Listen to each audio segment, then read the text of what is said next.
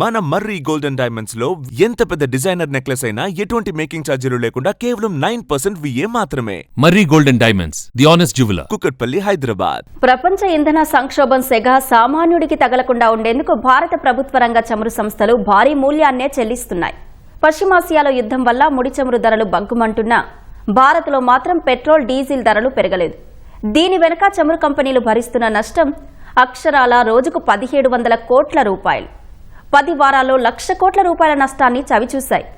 మరి ఈ భారాన్ని చమురు సంస్థలు ఇంకెన్నాళ్ళు మోయగలవు? పెట్రోల్, డీజిల్ ధరలు పెంపు అనివార్యమా? ఈ కథనంలో చూద్దాం.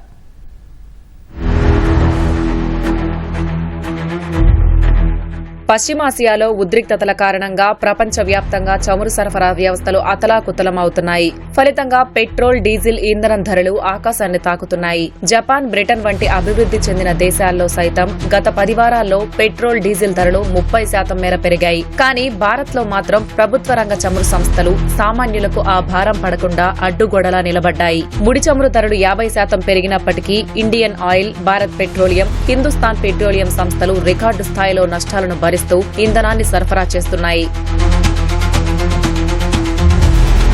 గత 2 ఏళ్లుగా దేశంలో పెట్రోల్, డీజిల్ ధరల్లో ఎలాంటి మార్పు లేదు. ప్రస్తుతం లీటర్ పెట్రోల్ ధర 94.77 రూపాయలు, డీజిల్ 87.67 రూపాయలుగా కొనసాగుతోంది. మార్చిలో వంట గ్యాస్ సిలిండర్ పై 60 రూపాయలు పెంచినా అది అసలు ఉత్పత్తి ఖర్చు కంటే చాలా తక్కువే. కొనుగోలు ధరకు, విక్రయించే ధరకు మధ్య ఉన్న వ్యత్యాసం కారణంగా చమురు సంస్థలు ప్రతిరోజు 1600 నుంచి 1700 కోట్ల రూపాయల మేర నష్టపోతున్నాయి. గత 10 వారాల్లోనే ఈ నష్టం ఏకంగా 1,00,000 కోట్ల రూపాయలు దాటినట్లు తెలుస్తోంది.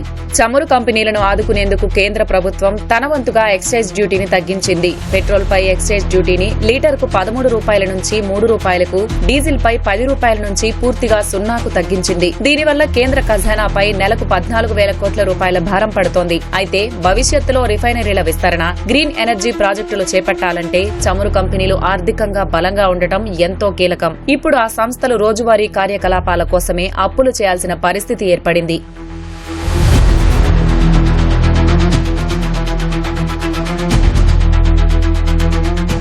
ఈ పరిస్థితి ఇలాగే కొనసాగితే చమురు కంపెనీల మనుగడకే ప్రమాదమని ఆర్థిక నిపుణులు హెచ్చరిస్తున్నారు. దేశ ఇంధన భద్రత, ఆర్థిక స్థిరత్వం దృష్ట్యా రాబోయే రోజుల్లో ఇంధన ధరల పెంపు అనివార్యంగా కనిపిస్తోంది. అయితే సామాన్యులపై భారం పడకుండా ఈ ధరల పెంపు ఎప్పుడు, ఎంత మేర ఉండాలనే దానిపై కేంద్రం త్వరలోనే ఒక కీలక నిర్ణయం తీసుకునే అవకాశం ఉందని ఆర్థిక నిపుణులు అంచనా వేస్తున్నారు.